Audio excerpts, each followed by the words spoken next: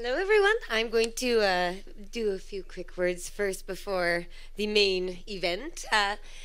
First of all, we've only been here a few hours in Ireland. We flew in this morning, and we haven't traveled at any point in our relationship except for within Canada on a farewell tour. And now we're doing the global welcome home tour, and Canada has to wait while we come to you. So we did go first to Spain, and now we're here, and it's fascinating for me to see the differences. First of all, again, we haven't traveled much, and while Mark and I were working on cannabis culture and everything before he went to the United States prison system, we knew a lot about what was going on in the world. And then when he went away, we had to kind of take care of ourselves and focus in on Canada, where you may have heard we have a conservative government with Stephen Harper. And some bad things have happened in Canada, but a lot of good things have come around too from the activism. But we didn't really know what was going on in the rest of the world. So when we went to Spain and I found out there were 200 clubs in Barcelona providing marijuana and a space to smoke, that blew my mind. And to know it had been happening for years was even more shocking.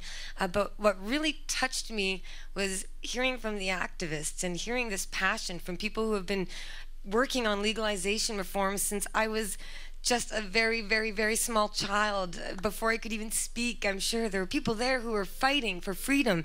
And to have that experience with some people all the way around the world, that I never imagined that there would be so much passion and connection, that it was just like our own people back home. We're all the same. We all just want freedom. We all just want liberty. And it was incredible to see people who were really risking it all, and people who had been to prison. They'd paid their dues, they'd done their time, or they were ready to face time. They were willing to take a stand. And so it's exciting to see people still doing that. And it's strange because Mark was gone in federal prison for 4.5 years at least, and it seems like a blink of an eye at this point now.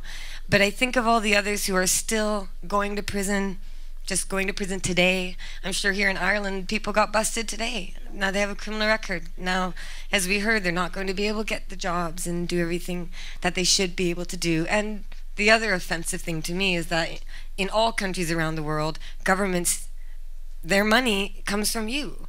All government money comes from the taxpayers, from the labor of the people. And then when they use that money against you and waste their money when you're starving and you need health care, I mean, it's so offensive in so many ways.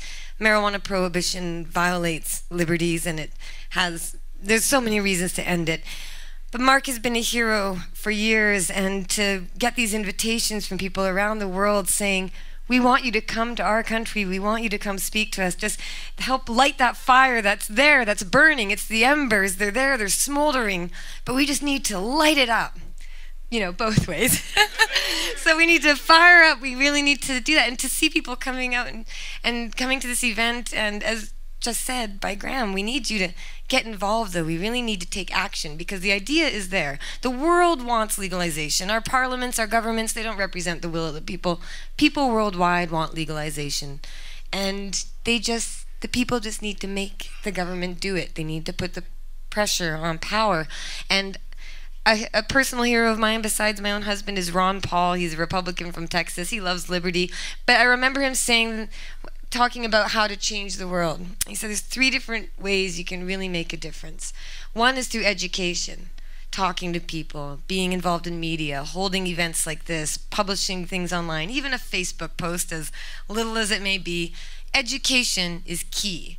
You also need to have political action. You've got to get involved. You have to be talking to the movers and shakers and policymakers. You've got to get the government to change the laws because they're the ones who control the laws. And I know that it's the man and the government has always oppressed us, so when you have to work with them, it's kind of uncomfortable and easy to not trust the government.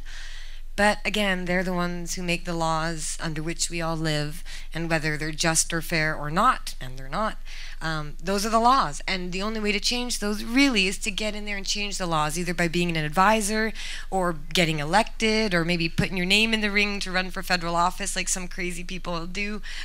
On that note, I hope to run for the Liberal Party of Canada. In their federal election, they will legalize marijuana, and I want to be there to help make it happen. So... So there's that. Let's see if it let's see how it works. But I want to be there to put the pressure on, and the people want it. The people want it, but they can't stop talking about it. You know, the politicians need to hear from you. So number 1 is educate. Number 2 is get politically active. And Mark did both of those very well, running for office at every level, forming political parties, funding political parties. But number 3 is peaceful civil disobedience.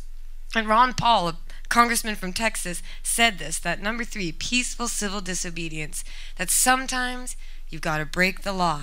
You've got to break the law to demonstrate its injustice, and you've got to break the law to go to court to try and change that law. And Mark did that from censorship, fighting against closing stores on Sunday. I mean, so many different causes of liberty he fought for through breaking those bad laws, and political action, and education. But of course, the heavy price came with the U.S. prison sentence of 5 years when he was facing 30 years to life. And he did his time. He used peaceful civil disobedience very successfully, and I can't recommend it for everyone because I'm not going to do it myself. I'll do that political thing and education thing, but everybody out there needs to decide what they can offer, what they can do, what they can provide, and do it. No matter if it's just holding a sign like I just saw, or you're making a phone call to a radio station like tomorrow, or whatever you may do, do something. But keep those 3 strategies in mind. Educate, get politically involved, and if you got to do it, break a bad law, because Rosa Parks and the people who freed slaves from slavery, they broke bad laws, and that was a good thing.